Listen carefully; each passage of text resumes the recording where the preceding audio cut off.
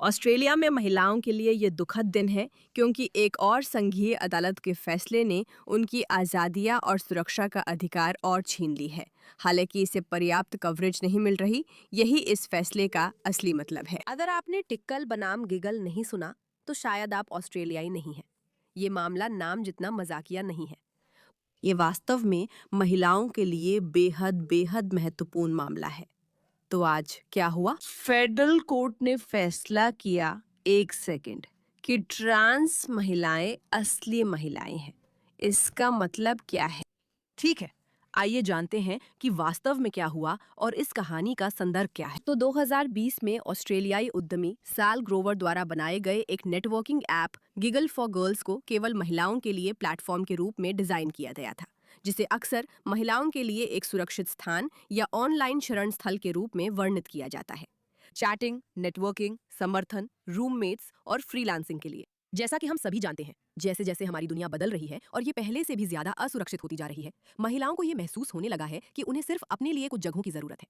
कुछ देशों में महिलाएं सिर्फ महिलाओं के लिए ट्रेनिंग क्यूबिकल्स और जिम की मांग कर रही हैं, ताकि उन्हें ऐसा ना लगे कि वे असुरक्षित जगहों पर है, खासकर जब बात रूममेट्स ढूंढने की आती है आदि। इसी वजह से ये ऐप विकसित किया गया। इसने यूजर्स के महिला होने की पुष्टि के लिए सेल्फी पर एआई चेहरे की पहचान का इस्तेमाल किया, जो उनके जन्म के समय निर्धारित लिंग पर आधारित था। उन्होंने ट्रांस महिलाओं को स्पष्ट रूप से बाहर कर दिया, क्योंकि कई महिलाएं ये कहती हैं कि वे ट्रांस महिलाओं के साथ सुरक्षित महसूस नहीं करती, उनके जैविक अंतर के कारण। ये 2022 में कानूनी विवाद के चलते बंद होने से पहले 20,000 यूजर्स तक पहुंचा था। ग्रोवर में इसे महिलाओं की सुरक्षा और प्राइवेसी के लिए बताया। न्यू साउथ वेल्स की ट्रांसजेंडर महिला रॉक्सैन टिक्कल ने 2021 की शुरुआत में ऐप ज्वाइन किया था। उनकी पहली सेल्फी एआई चेक में पास हो गई। कुछ महीनों बाद ग्रोवर में उनका प्रोफाइल रिव्यू कर तय किया कि उनका जन्म पुरुष के रूप में हुआ था और उन्हें हटा दिया। इसके बाद टिक्कल ने फैसला किया। टिक्कल, जो पुरुष से महिला बनी थी, उन्होंने 2022 में मुकदमा करने का फैसला किया, ये दावा करते हुए कि उनके साथ जेंडर आइडेंटिटी के आधार पर गैर कानूनी भेदभाव हुआ है। अब 2024 में पहले ही 2 साल पहले ये फैसला हो गया था कि ये इस ट्रांसजेंडर महिला के खिलाफ भेदभावपूर्ण था, और अदालत ने ये भी कहा था कि ऑस्ट्रेलियाई कानून में सेक्स केवल जैविक या द्विआधारी नहीं है और ये बदला भी जा सकता है। पिक्कल को $10,000 हर्जाना व खर्चे मिले, माफी का आदेश नहीं दिया गया। मई 2026 में फैसले पर अपील का निर्णय आया और अब यही हुआ है। अपील खारिज कर दी गई, मूल फैसला बरकरार रखा गया और उसे और मजबूत किया गया। कोर्ट ने पाया कि 2 बार सीधा भेदभाव हुआ, निकालना और प्रवेश से इनकार करना। हर्जाना दोगुना कर 20,000 कर दिया गया। ठीक है, ये लिंग भेदभाव अधिनियम के तहत लैंगिक पहचान भेदभाव की जांच करने वाला संघीय अदालत का पहला बड़ा मामला है। और बहस इस बात पर है कि क्या केवल महिलाओं के लिए बने ऐप्स ट्रांस महिलाओं को बाहर कर सकते हैं। अब मैं आपको कुछ संदर्भ देना चाहती हूँ, क्योंकि यही वो महिला है जिसके बारे में चर्चा हो रही है। ये ट्रांस महिला है, ये टिक्कल है। ठीक है, आज आपका जैसा मन हो, इन्हें औरत कहें या मर्द, और ये ऑस्ट्रेलियाई लोगों के लिए एक बहुत बहुत बहुत दुखद दिन है, क्योंकि आखिरकार हम जो ट्रांस मूवमेंट देख रहे हैं उसमें एक समस्या है। मुझे उन लोगों से पूरी सहानुभूति है जो जेंडर डिस्मॉर्फिया से जूझते हैं और खुद को गलत शरीर में महसूस करते हैं। मैं सच में कल्पना भी नहीं कर सकती कि वह कितनी जटिल स्थिति होगी। साथ ही अगर आप जैविक रूप से अलग पैदा हुए हैं तो कई मायनों में ये आपको उन महिलाओं के लिए असुरक्षित बना देता है जिनमें आपसे भिन्नताएं हैं। ये एक काफी सीधी दलील है जिसे दिया जा सकता है।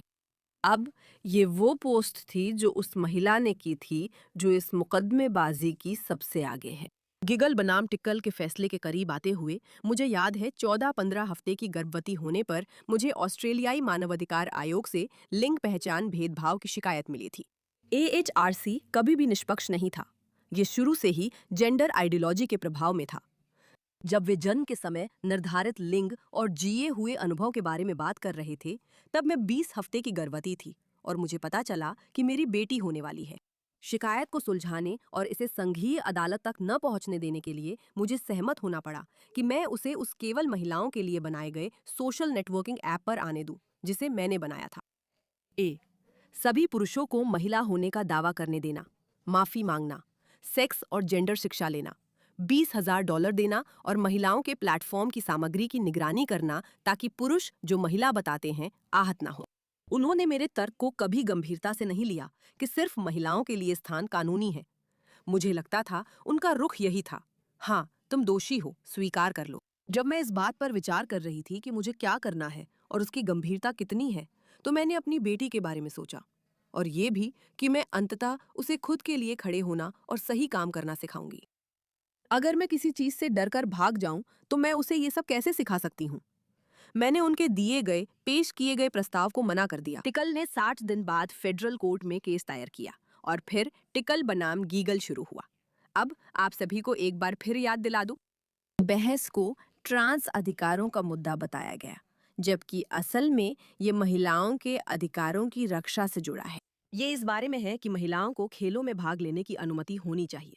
महिलाओं के लिए केवल महिला स्थान होने चाहिए और ऐसे लोगों को उन स्थानों में शामिल नहीं होना चाहिए जो ये तय करते हैं कि वे महिलाएं हैं।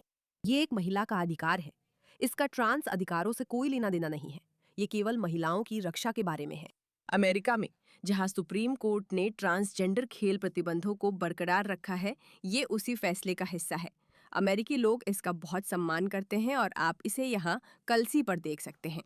जो नहीं जानते, ये एपिसोड केल्ची द्वारा स्पॉन्सर किया गया है, जो भविष्यवाणियों के लिए स्टॉक मार्केट है। तो सुनिश्चित करें कि आप केल्ची ऐप डाउनलोड करें और कोड MEIRA अरे का इस्तेमाल करें ताकि जब आप $10 की ट्रेडिंग करें तो आपको $10 मिले। ये है केल्ची, KALSHI। अपनी भविष्यवाणी के अनुसार ही पैसे लगाए। खेलों में महिलाओं की सुरक्षा जरूरी है, उन्हें इसकी अनुमति मिलनी चाहिए। अब भी कई देश हैं जो बहुत बहुत पीछे हैं, ठीक है, और अब वो केस हार चुकी है। उन्हें $20,000 चुकाने होंगे। ये सब उनके पागल कानूनी सिस्टम का हिस्सा है। वही महिला है जिन्होंने ये रास्ता बनाया है। वो एक बहुत ही विवादास्पद राजनेता है। ध्यान दें, इस पुरुष महिला ट्रांस महिला को उस ऐप में आने दिया गया जो महिलाओं की सुरक्षा और सिर्फ उनके लिए बना था। ये बहुत बुरा है। साल ग्रोवर ने लिखा, मैं पूरी तरह टूट चुकी हूँ। ऑस्ट्रेलिया में जो पुरुष खुद को महिला बताते हैं, उनके पास असली महिलाओं से ज्यादा अधिकार हैं। असली महिलाओं के साथ भेदभाव हो रहा है, ना कि उन पुरुषों के साथ जो दावा करते हैं कि वे ही हम हैं। लेकिन एक तरह से कुछ भी नहीं बदला है। हम कल सुबह उठेंगे, लेकिन पुरुष तब भी महिलाएं नहीं होंगे। असल में बात बस इतनी ही है। मुझे समझ नहीं आता कि लोगों के लिए इस बात की बारीकी को समझना इतना मुश्किल क्यों है।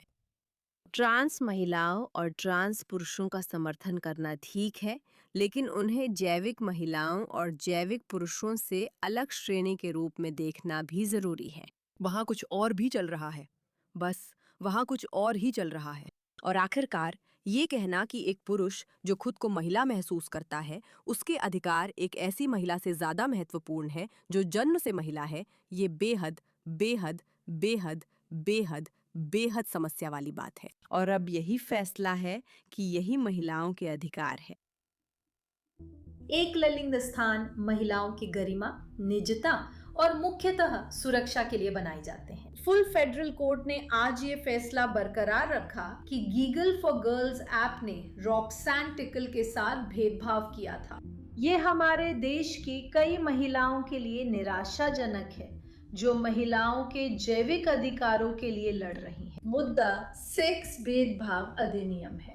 गठबंधन ने इस अधिनियम को बदलने की कोशिश की क्योंकि इसमें जैविक लिंग की कोई स्पष्ट परिभाषा नहीं है। फिर भी ग्रीन्स और लेबर ने मिलकर इसे रोक दिया।